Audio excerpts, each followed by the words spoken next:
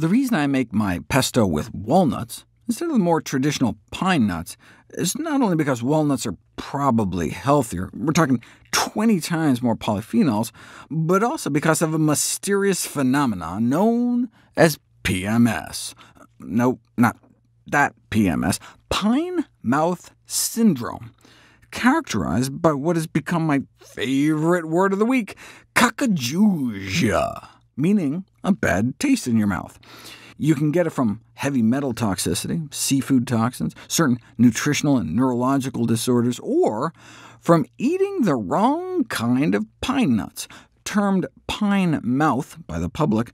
A few days after eating pine nuts, you get this persistent metallic or bitter taste in your mouth that can last for weeks. Thousands of cases have been reported. Raw versus cooked pine nuts doesn't seem to matter. Could the cause be some unidentified toxin present in some varieties of non-edible pine nuts? Out of more than 100 different kinds of pine trees, the nuts of only about 30 are considered to be edible. So pine nut samples from stricken consumers were analyzed, and indeed, they all contain nuts from Chinese white pine, which is not reported to be edible. That tree is typically only used for lumber. These are the good ones. These are the bad ones. It's like a game. Good, bad, good, good. You don't know it's the Chinese white pine nuts, though, until you put it to the test. Researchers had a few folks consume 6 to 8 Chinese white pine nuts. Most of the subjects hadn't ever heard of pine mouth syndrome, and boom, they all developed symptoms. And we still don't know exactly what it is in those nuts that causes such a weird reaction. We just know to stay away from those kind of pine nuts. So what kinds of pine nuts do we have on our shelves here?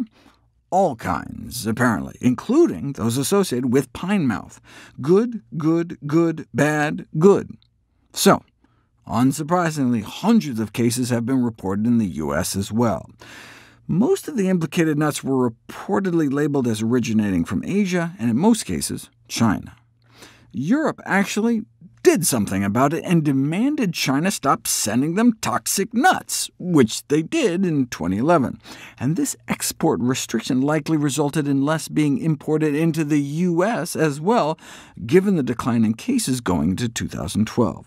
Rare cases still happen, though, as evidenced by an active Facebook group entitled "Damn You, Pine Nuts." The primary reason I made this video is just to allay fear should this ever happen to you.